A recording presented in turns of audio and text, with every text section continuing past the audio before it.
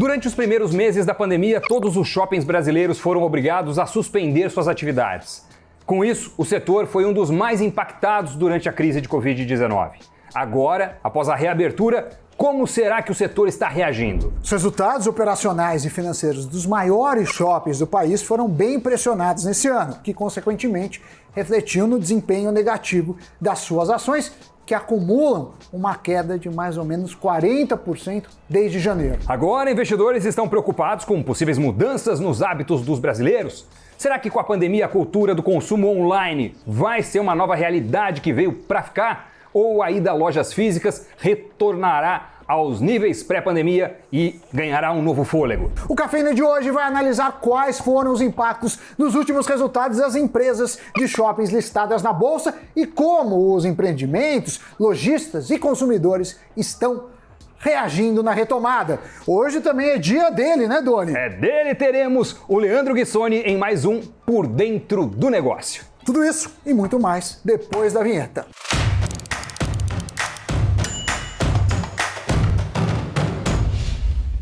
Amiguinhos e amiguinhas, mais um Cafeína no ar, ele saltitante, falando de shoppings, uma coisa que as pessoas gostam, Sim. Falando aí um pouco de varejo, tem Leandro, tem um monte de coisa, bora pra prática. Muito bem, olha só, de acordo com os últimos balanços dos maiores gestores de shoppings no país, como Iguatemi, BR Malls e Multiplan, o setor tem mostrado resiliência apesar do momento de baixa nos resultados. O motivo dessa queda, obviamente, foi a suspensão total e parcial das operações entre março e agosto. Depois desse período, após quase 5 meses de quarentena, quase 100% dos shoppings brasileiros foram reabertos, mas com restrições, tanto de horário quanto na capacidade. Segundo as operadoras BR Mall, Iguatemi e Multiplan, os níveis de venda estão diretamente relacionados à quantidade de horas que os shoppings operam por dia. E isso influencia na capacidade de retomada no setor. Lembrando que a curva de contaminação tem diferentes trajetórias pelo país, fazendo com que as empresas adotem também diferentes políticas, seja na reabertura, seja na cobrança do aluguel,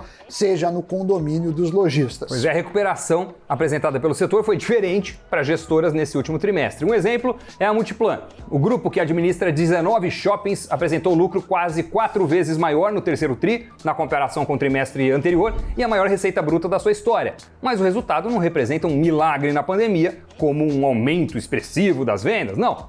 Ela vendeu uma de suas torres comerciais, a Diamond Tower, em São Paulo. Assim, do R$1 bilhão em receita bruta no trimestre, 810 milhões foram desse negócio. Tá explicado então? Pois é, e embora a companhia não tenha vendido shoppings desde a sua abertura de capital, a venda de torres corporativas e residenciais tem sido um negócio recorrente. O alto retorno obtido com o desenvolvimento de regiões onde os shoppings e torres corporativas estão localizados tem incentivado esse tipo de negociação.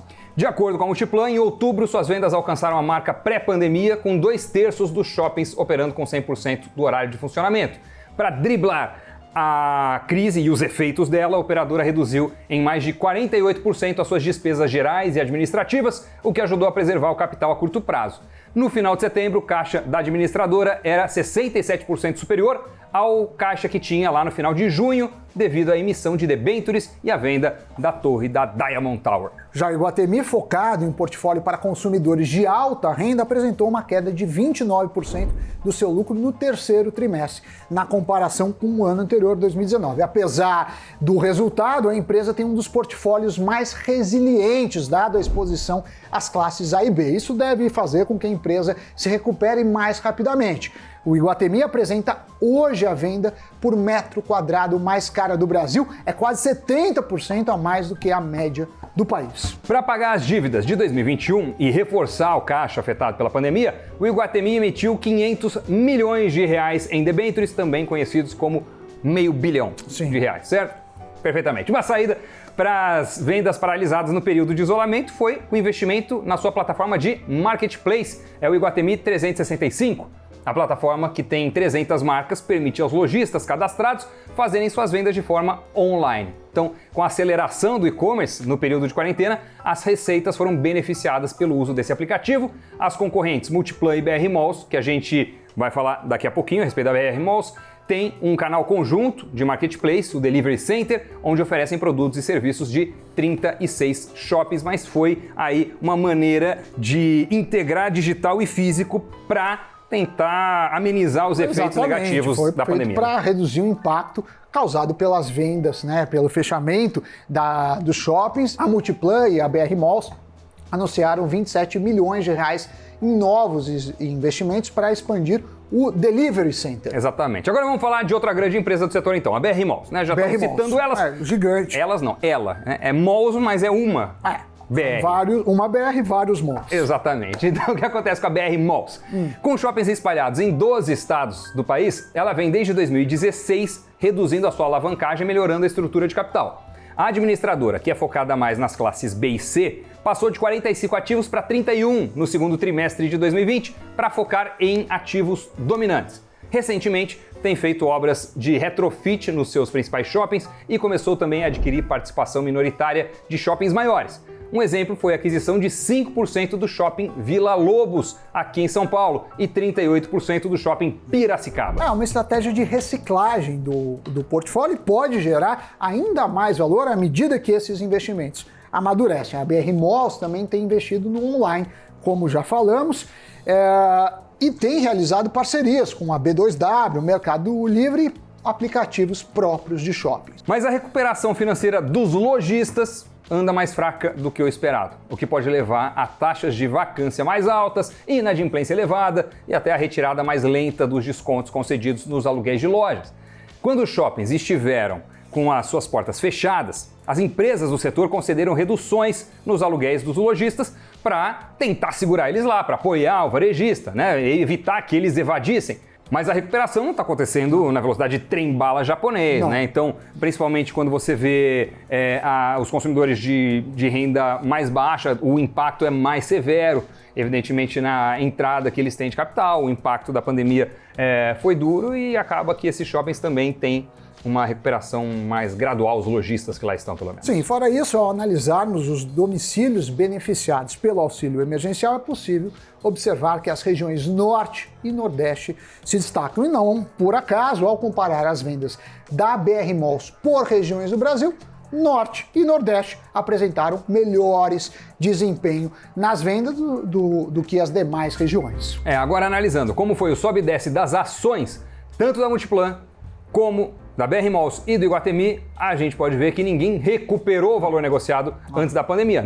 Não foi isso que aconteceu. Para ter uma ideia, a BR Malls negociava seus papéis em torno de R$17 no final de fevereiro.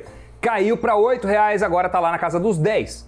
Já o Iguatemi negociava as suas ações em torno de R$50 no final de fevereiro, caiu para 28 em março, agora está ali perto dos 35, 36 mais ou menos. Né? E por fim, a Multiplan, que no final de fevereiro estava com suas ações cotadas na casa dos R$32. Em março, caiu para R$17 e agora está em torno de R$22. Ou seja, os papéis das três gestoras estão tomando fôlego de forma gradativa e vamos ver em quanto tempo retoma o valor pré-pandemia. Para completar o programa de hoje, falta ele, The One and Only Professor Leandro Guissoni, em mais um Por Dentro do Negócio.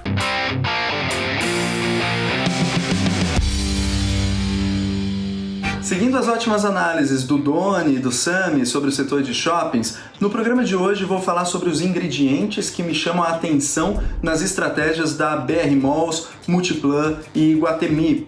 Os principais executivos das três administradoras estão empenhados na transformação digital dos seus negócios, todas contratando profissionais especializados, investindo em tecnologia e também ampliando a área digital nas suas operações. Elas querem ser relevantes não somente como shopping físicos, mas também como shopping virtuais. E aí eu preciso enfatizar a vocês que não é tarefa fácil. Tradicionalmente, elas sabem muito bem como gerar fluxo para as lojas e gerenciar a locação dos seus espaços. Sabem trabalhar bem a otimização dos seus ativos físicos. Mas no online, a competição vai muito além das paredes e muros fechados que elas estão acostumadas a dominar com seus modelos de negócios. O Iguatemi, por exemplo, inaugurou a plataforma de shopping online chamada Iguatemi 365. A ideia é traduzir a experiência do Iguatemi nos seus espaços físicos para o online, com um marketplace multimarcas que se conecta com os lojistas do shopping, lendo em tempo real estoque e preço para garantir também entregas rápidas ao consumidor no determinado raio. Sobretudo, querem ser referência em luxo e curadoria de produtos para varejistas e clientes, oferecendo um conteúdo premium em moda e estilo de vida. Apesar de passarem a competir com plataformas de e-commerce de luxo muito mais especializadas, com mais conhecimento do digital e geração de conteúdo na moda, talvez o foco no mercado de luxo associado ao público que frequenta o Iguatemi, das classes A e B, pode fazer sentido para apoiar a estratégia digital de varejistas de luxo. Ainda assim, na minha análise, o Iguatemi precisa avançar muito para aprender a adquirir clientes online, estimular a recompra deles, aperfeiçoar a experiência do usuário e também melhorar níveis de serviço. Já a Multiplan e BR Malls contam com um modelo voltado para o que chamamos de inovação aberta, fazendo parcerias para prosperar no ambiente digital. Por exemplo, elas são acionistas do Delivery Center, empresa que usa os shopping centers para entregas rápidas de produtos vendidos online. O Delivery Center é um operador logístico que tem transformado shoppings em centrais de distribuição para entrega rápida. Também oferecem economias de escala para as marcas e, para mim, o interessante é que essas vendas podem ser originadas em aplicativos e plataformas próprias, como também de terceiros. E aí, ao invés de competir, ela passa a colaborar com as vendas originadas, por exemplo, na B2W, Mercado Livre, iFood, Rappi, Uber Eats, em lojas e websites próprios dessas administradoras e também dos seus lojistas. Ser um hub logístico é esperança do setor de shopping nos Estados Unidos. Inclusive já há conversas de alguns operadores lá com a Amazon, por exemplo. Eles tentam contornar dificuldades agora e converter áreas comerciais do shopping em áreas que permitiriam a existência de centros de distribuição. Na minha análise, não acredito que esse cenário pessimista para shoppings nos Estados Unidos se aplique ao Brasil. Os consumidores no Brasil, eles consideram o shopping como um destino mais seguro para fazer suas compras e também frequentam os shoppings por lazer. Os consumidores frequentam shopping em média 7 dias por mês no Brasil e apenas 3 dias por mês nos Estados Unidos. E aí, para mim, a estratégia da BR Malls e Multiplan se destacam nesse contexto, porque as suas iniciativas agregam aos canais físicos e digitais já trabalhados pelas marcas que também possuem lojas nos seus shoppings. Ou seja, pode dar suporte na estratégia de integração de canais conhecida como omnicanalidade das marcas. Já o Iguatemi, me parece que ele quer se consolidar em um mercado de nicho, mas tenho dúvidas se conseguirá decolar a sua plataforma própria. E atenção, para os 3 negócios deve ser olhado o potencial que os ativos deles oferecem e flexibilidade e rapidez para recompor margens e se adaptarem, oferecendo serviços, vendendo parte dos seus imóveis e agora, inclusive, assumindo o papel de hub logístico e plataforma digital. Muito bem, esse foi o Leandro Guissoni. Valeu, Leandro. Obrigado, parceiro aqui do Invest News, Firmeza. do Cafeína. Somos fãs. Craque. E olha só, os shoppings brasileiros, então, têm se tornado cada vez mais focados em fornecer lazer e experiências aos consumidores. O setor de serviços cresceu bastante, ocupando espaços que vão além das lojas tradicionais. Os shoppings têm cada vez mais academia, salão de beleza, centro médico e por aí vai. Essa diversidade tem aumentado o fluxo na segunda-feira, na terça, na quarta, enfim, a semana toda, né? Dependendo do serviço que é prestado lá. Mas no auge das medidas de restrição, é claro que o setor foi muito impactado. Resumindo, os shoppings não são apenas centros de compra, a gente pode falar de lazer, serviço, outras experiências, e o que podemos analisar dos resultados das empresas é que, ainda que pese a pandemia, os shoppings continuarão dominantes no médio, no longo prazo e saudáveis. Agora, a gente viu o seguinte, Sammy Boy, que para o investidor... Para o reles investidor como nós... comprado em shopping não foi um bom ano. Claro que não. Mas também não dá O lojista, obviamente, apanhou mais que gato em desenho. O shopping, a administradora também, como consequência, reduziu o valor dos aluguéis e também teve um resultado menos positivo do que poderia ter sem a pandemia. Agora, o investidor também, que estava lá com as suas ações dessas administradoras de shopping, desses proprietários de shopping, aí viu o seu patrimônio reduzir brutalmente. E fica a questão, até que ponto o e-commerce, que arrastou uma galera para esse tipo de consumo, que fez empresas como Magazine Luiza e outras baterem recorde de valor de mercado, até que ponto esse consumidor, que não era habituado ao e-commerce, vai voltar ao estágio anterior? Então... Eu não sei se volta a 100%, eu acho que não. Eu acho que depende, também acho que não, mas depende muito do tipo de shopping. Eu vou no Eldorado, que é perto da minha residência, para quem conhece aqui em São Paulo, eu moro em Pinheiros. O que acontece? Tem muito serviço.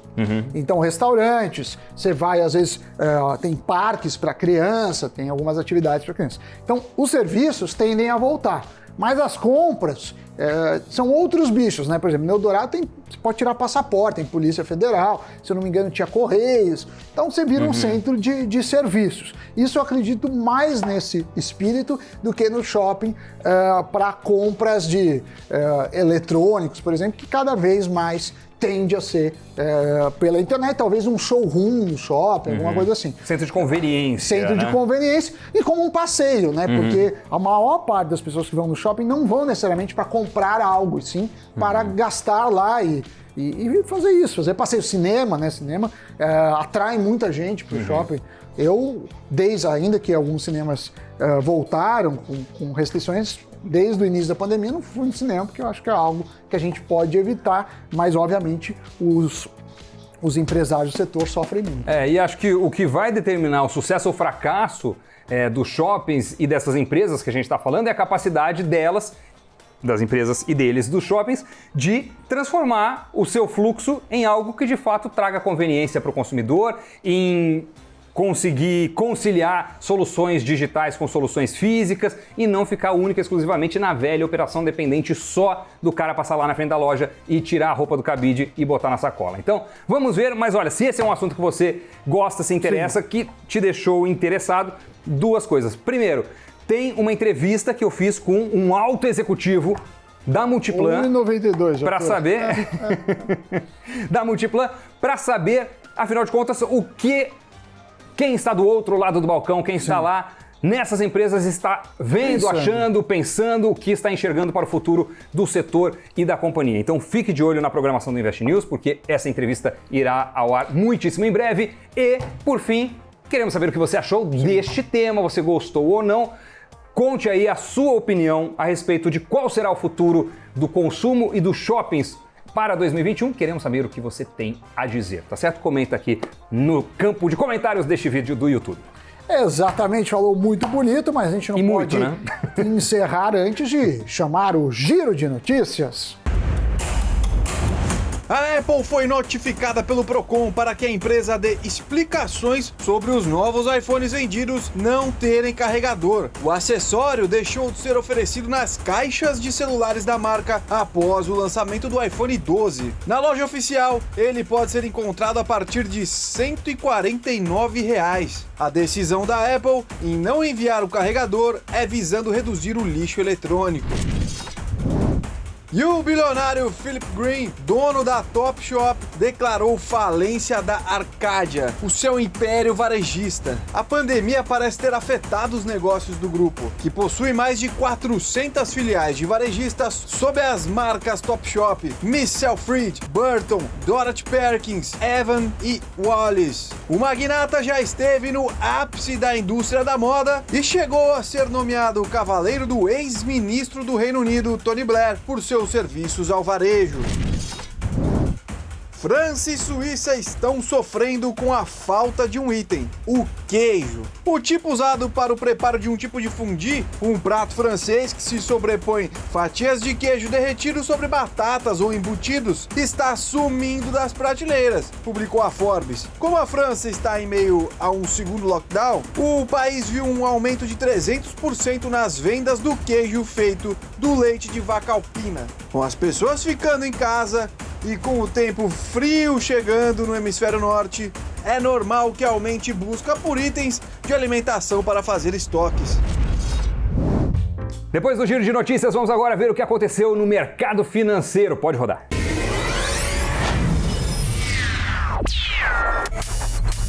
O Ibovespa fechou em leve alta nesta quarta-feira em um pregão de muita volatilidade. O índice atingiu os 111.878 pontos e registrou alta de 0,43%. As maiores altas do dia foram de Hering, Gol e B3.